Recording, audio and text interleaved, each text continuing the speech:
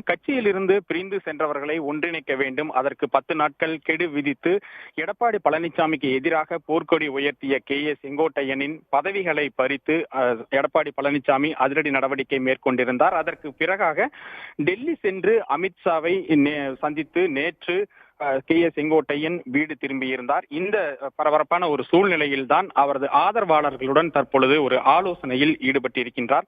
நேற்று மாலை அவர் வீடு திரும்பியதற்கு பிறகாக பல்வேறு ஊர்களில் இருந்தும் ஆதரவாளர்கள் அவரை சந்திப்பதற்காக வந்திருந்தனர்.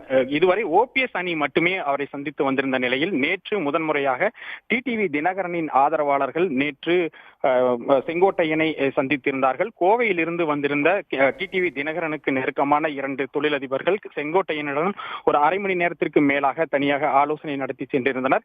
இந்த நிலையில் இன்று காலை தற்பொழுது கோபிச்செட்டிப்பாளையம் பகுதிகளைச் சேர்ந்த தனது ஆதரவாளர்களுடன் தற்பொழுது ஆலோசனையில் ஈடுபட்டிருக்கிறார். காலையிலேயே அவரது குள்ளம்பாளையத்தில் இருக்கக்கூடிய வீட்டிற்கு வந்திருக்கக்கூடிய ஆதரவாளர்களுடன் தற்பொழுது இந்த ஆலோசனை கூட்டம் என்பது நடைபெற்று வருகிறது. அமித்ஷாவை சந்தித்து வந்ததற்கு பிறகாக அடுத்த கட்டமாக செங்கோட்டையன் என்ன செய்ய போகிறார், என்ன நடவடிக்கை எடுக்கப் போகிறார் என்ற ஒரு பெரும் எதிர்பார்ப்பு நிலவிக் கொண்டிருக்கக்கூடிய சூழ்நிலையில் தற்பொழுது ஆதரவாளர்களுடன் இந்த ஆலோசனை நடத்தி வருவது ஒரு முக்கியத்துவம் வாய்ந்ததாக பார்க்கப்படுகிறது.